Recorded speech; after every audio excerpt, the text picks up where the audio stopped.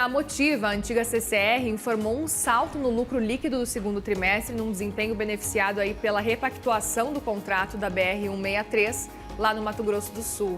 O resultado do lucro foi de 897 milhões de reais no período, alta, como você vê aí, de mais de 234,9%, então, em relação ao resultado de 267 milhões registrados um ano antes. E o número operacional, medido pelo EBITDA ajustado, totalizou 2,09 bilhões de reais, o que representa aí um avanço de 4,2%. Ambos os números ficaram acima das principais projeções do mercado e, de acordo com a empresa, a otimização contratual da BR-163 constituiu um ativo fiscal diferido na concessão, o que teve aí um impacto positivo de 480 milhões. Além disso, houve o impacto positivo do fim da operação de barcas no Rio de Janeiro e o início, lá no dia 28 de junho, da arrecadação em 5 praças de pedágio da concessionária PR Vias. A Motiva afirmou ainda que encerrou seu primeiro semestre com a relação entre as despesas operacionais e a receita líquida ajustada de 38%, sinalizando então uma possibilidade de antecipar em um ano, de 2026 para 2025, o cumprimento de tal compromisso anunciado durante o Investor Day da empresa de 2024. Vamos repercutir então agora ao vivo os números da Motiva e abordar os negócios da empresa. Flávia Godoy, diretora de RI da Motiva, está aqui com a gente já no CNN Money. Muito bem-vinda, uma boa tarde para você. Obrigada por conversar com a gente, Flávia. Boa tarde, Muriel. Sempre um prazer aqui contar um pouco da Motiva para vocês e dos nossos resultados tão sólidos que foram aí no segundo trimestre. Pois é, resultados que surpreenderam para cima, e olhando aqui justamente o balanço de vocês, eu queria entender como é que vocês detalham realmente esse impacto da repactuação aí de 480 milhões desse cenário aí da BR-163. Nós tivemos um resultado agora no segundo trimestre de 25, resultados que já capturam as alavancas de eficiência da companhia, né? Quando a gente fala das alavancas de eficiência, a gente também trouxe agora no segundo TRI otimização do portfólio, que é um outro pilar estratégico aqui da Motiva.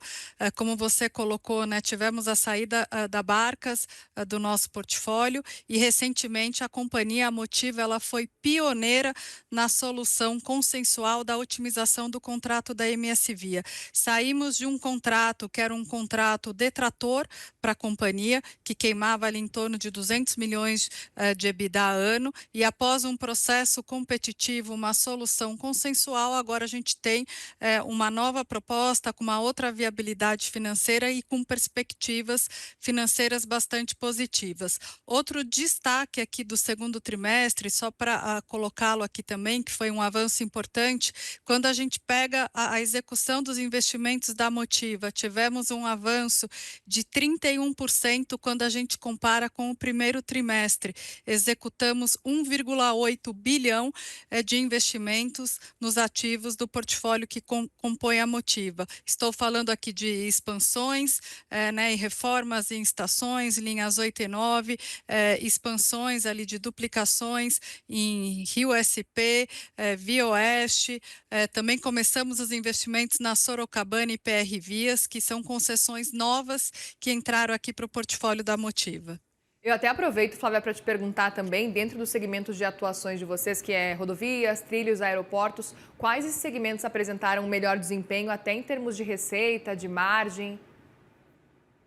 Tivemos um trimestre com uma entrega muito consistente na demanda, né, nos 3 modais de atuação da Motiva. Quando a gente compara aqui a demanda, né, entre os modais, o modal que teve um desempenho maior em termos de volume, de crescimento de volume, foi o modal aeroportuário. Tivemos um crescimento ali na ordem de 7%. O modal aqui rodoviário, né, a nossa plataforma aqui de rodovias apresentou um crescimento comparável, né, considerando a mesma base de ativos, em torno de 3,4%. Já a mobilidade urbana, o crescimento aí foi ligeiramente abaixo de 3%, decorrente da quantidade de feriados, né? Quando a gente fala aqui em menos dias úteis, isso acaba aqui afetando aí o desempenho desse modal. Mas uma entrega na demanda bastante bastante consistente, né, um incremento de margem EBITDA de 1,2 ponto percentual, que resultou aí num crescimento de lucro em torno de 235%. Eu queria até entender quais ações operacionais específicas vocês acreditam a esse aumento de margem do EBITDA. Tá, temos uma série de iniciativas dentro da Motiva, são mais de 100 iniciativas e que a companhia tem conseguindo avançar com certo sucesso. Isso passa, né, por redução aqui do custo de energia. Hoje a gente tem, né, a companhia fez uma parceria recentemente para ter autoprodução dentro do negócio aqui da Motiva, para a gente conseguir fazer a equiparação nos projetos de mobilidade. Então, isso traz uma eficiência no que diz, no que diz ali ao custo de energia que a gente tem por ano. É uma conta de energia acima de 300 milhões de reais. Temos também uma alavanca aqui importante, que é a automação ali das praças de pedágio, né? Então, hoje a gente tem aqui uma Motiva que segue com avanço em inovação, digitalização, estamos usando mais drones, mais robôs ali nas nossas operações. Pelo tamanho também da Motiva, a gente tem um poder de negociação importante quando a gente está negociando os contratos, né, ali na área de supplier com nossos fornecedores.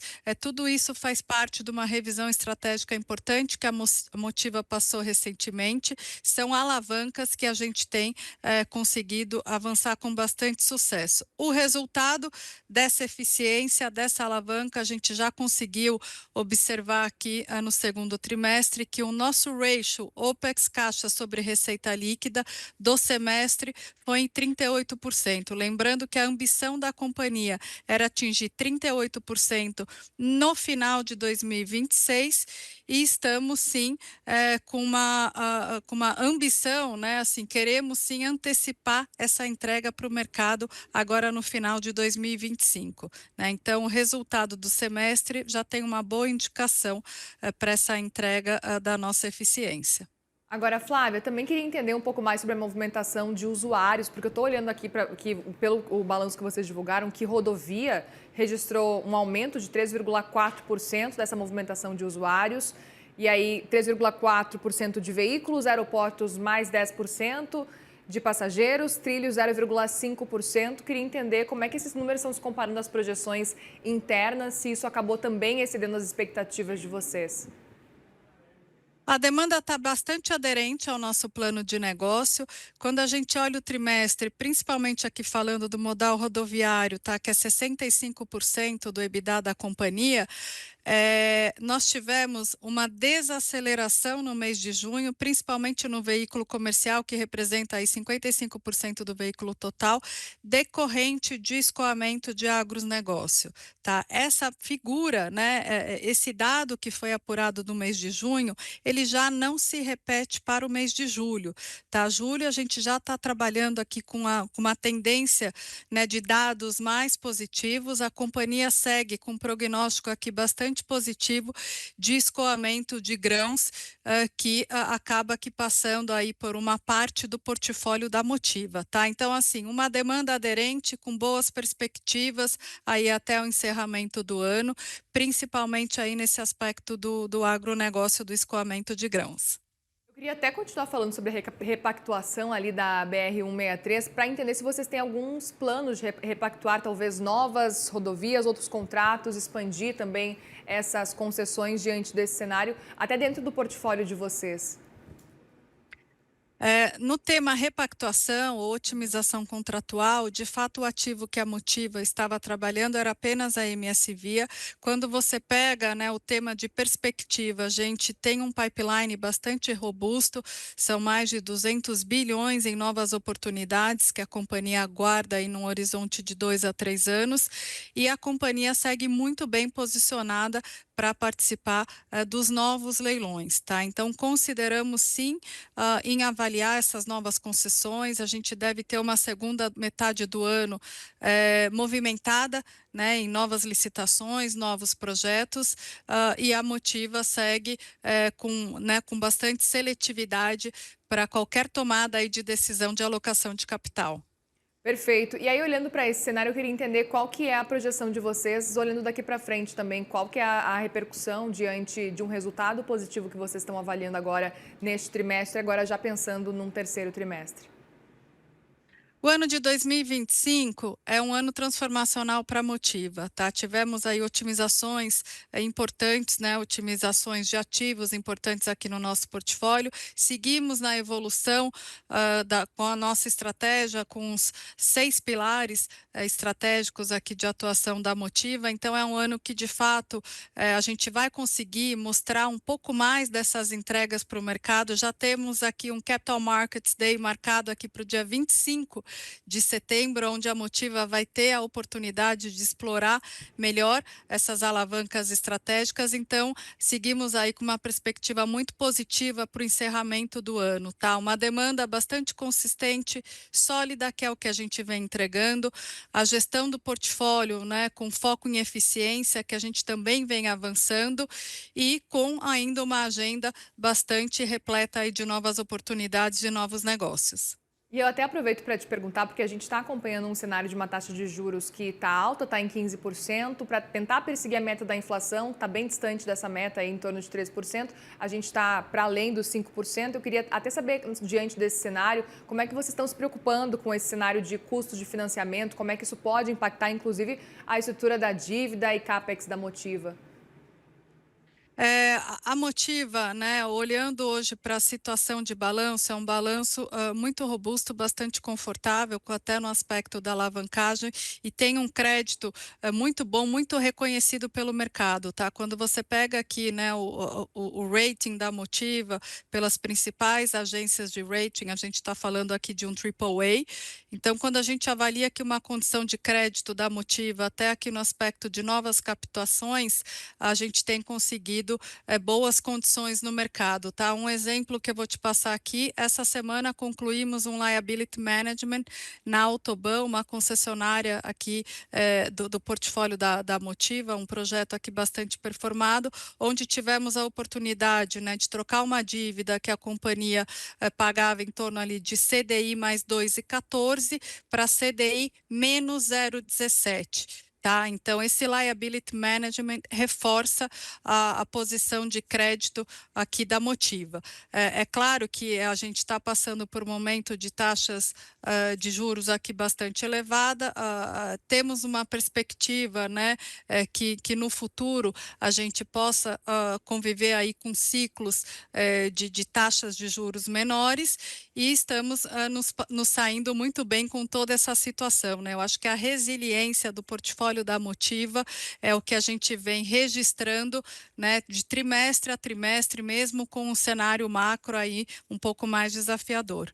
Eu queria até continuar nesse cenário macro para a gente continuar repercutindo, inclusive uma previsão de queda do PIB, né? A gente está acompanhando uma desaceleração ao longo dos próximos meses, essa é a perspectiva geral. E apesar de vocês estarem com um cenário positivo e com essas perspectivas positivas para o restante do ano de 2025, queria entender como é que vocês estão lidando com essa possibilidade de desaceleração realmente da economia, o que pode fazer com que a movimentação de passageiros como um todo realmente reduza. Eu acho que assim, o PIB, Muriel, ele acaba aqui, acho que tendo um impacto um pouco mais concentrado no modal rodoviário, tá? Tá. Mas reforço aqui que quando a gente pega a movimentação de veículos da Motiva, 55% é comercial, que de fato poderia ter ali um impacto, acho que bastante limitado aí de uma desaceleração do PIB, e eu estou falando aqui de 45% de veículos leves, tá? Que isso de fato aí não teria nenhum impacto. Os outros modais, mobilidade urbana, é muito mais aqui uma atividade, né, regional, muito mais concentrada nas cidades. A gente tem um portfólio aqui bastante consolidado aqui na cidade de São Paulo, e aeroportos a gente tem visto aqui uma movimentação bastante forte. Então, quando você pega uma eventual desaceleração do PIB sobre a nossa receita ou sobre as nossas projeções, o impacto não é material, tá? Lembrando que a Motiva, ela tem praticamente 3 novas concessões no portfólio, né? Vamos colocar aqui a MS Via como uma nova concessão, porque nessa otimização contratual eu estou falando de um contrato com outra viabilidade financeira, com outra perspectiva. Então ela entra reforçando aqui a posição de caixa da Motiva. Eu tenho 2 contratos ativos premium que foram adicionados recentemente e aqui ainda no segundo tri não contribuíram com o potencial de geração de caixa, que é a concessão Sorocabana e a concessão PR Vias. Então, mesmo que a gente tenha aí uma desaceleração do PIB, a companhia tem uma perspectiva bastante positiva nessa entrega de crescimento, tá? Pela otimização contratual e também pela conquista desses novos ativos. Bem, Flávia Godoy, diretora de RI da Motiva, obrigada mais uma vez pela conversa aqui com a gente e volte sempre, viu, Flávia? A gente te aguarda no próximo trimestre também para atualizar esses balanços. Muito obrigada, Muriel. Será um prazer. Boa tarde. Obrigada, uma boa tarde para você também.